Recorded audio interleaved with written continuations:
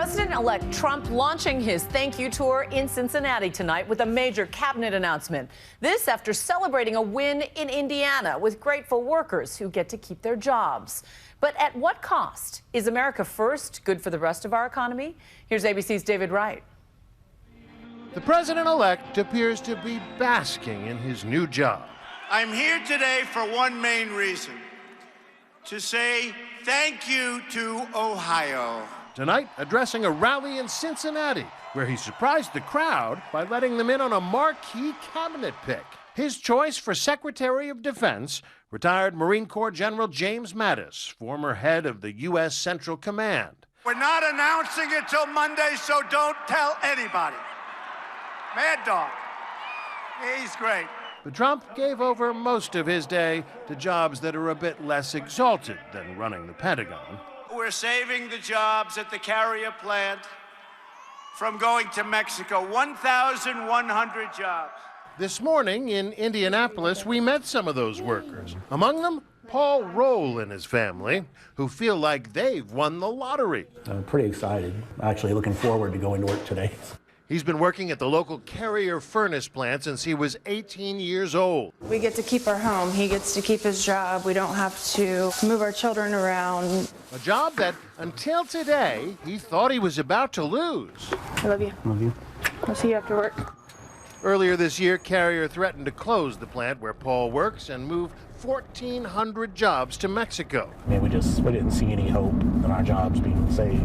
The grim announcement from management captured on camera by one of his co-workers. Is to move production from our facility in Indianapolis to Monterrey, Mexico. A punch to the gut for these workers. But today at that same plant, the president-elect was here to tell them he saved the day. The inauguration still more than a month away. Donald Trump was already celebrating the first big victory of his administration. Companies are not going to leave the United States anymore without consequences. Trump's triumph today means that for now, Paul Roll's job is safe. So this is a good day. Yes, it's a very great day. Good Christmas this year? Oh, yeah, very good.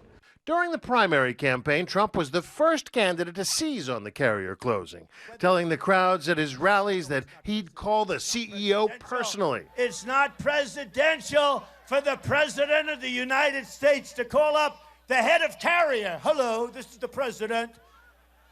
But I don't care. It's so much fun for me. I love doing it. Please Trump vowed to make Carrier an offer they couldn't refuse. Every single unit that you make in Mexico and you sell in the United States, we're going to put a 35% tax on that unit, and I hope it works out well for you folks. Fast forward to today. Donald Trump did just what he said he would do. He picked up the phone. Carrier gets $7 million in state tax breaks over the next 10 years. In exchange, they'll keep 800 manufacturing jobs at the plant here in Indianapolis, along with 300 or so white-collar jobs that were never scheduled to move. But Carrier and its parent company still plan to move 1,300 jobs to Mexico, half of them from this plant, half from another plant in Huntington, Indiana. I think it remains to be seen. Is Donald Trump going to call company by company to try to get all jobs where companies have threatened to move to another country to outsource? I think that's pretty unlikely for the President of the United States. But he made this promise on the campaign trail, and he kept it.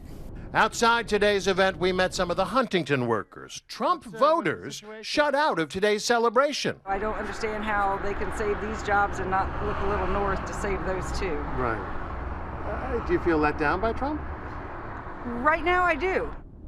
The problem is that the situation at Carrier is not by any means unique. In fact, it's happening all across the Rust Belt. Right now, we're headed about a mile away from Carrier to a plant that's going through exactly the same thing. This plant has been here for 40-plus years. Rexnord manufactures steel bearings, good union jobs that pay an average of $25 an hour. But just a couple of months ago, the management here announced plans to close this factory and shift all 350 jobs to Mexico. Among the workers set to lose their jobs, these guys. This will be my second plant closure. Where'd those jobs go? 80% of that work went to Shanghai, China. And these jobs are going to Mexico? Monterrey, Mexico. These business models that they're practicing over here, moving these jobs out of the country, may look good on Wall Street, but it looks like hell from Main Street. I can tell you that right now. It's greed. Pure greed. The fact is, the U.S. has lost 5 million manufacturing jobs since the year 2000, partly due to jobs being moved overseas as a result of NAFTA and other trade agreements, but also partly due to technology, computers and robots taking over assembly line work that used to be done by humans. Today at the local union hall, they were thankful Trump seems to have saved hundreds of steel workers' jobs, but concerned about the bigger picture.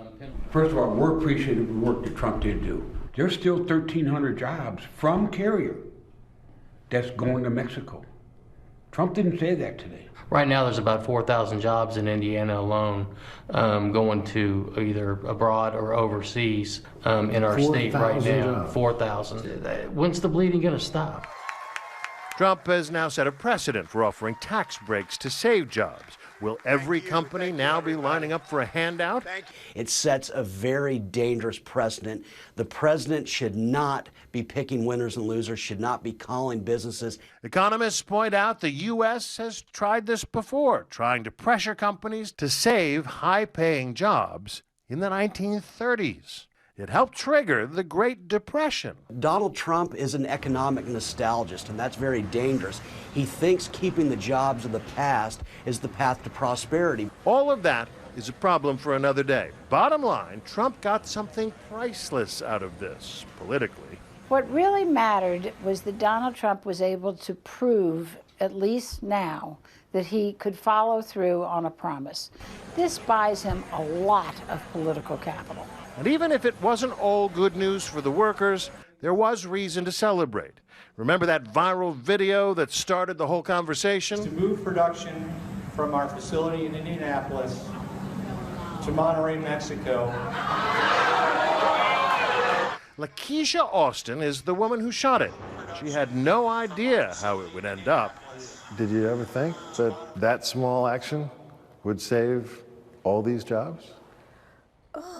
No, and I really didn't. You saved your own job. You know, I've said it before, it's part of God's plan. But I think a lot of your coworkers are saying, thank God. It's really because of him. The position that our president-elect has right now, I feel God put him in that position. The way she sees it, Trump hasn't even taken office yet, but already he's doing the Lord's work.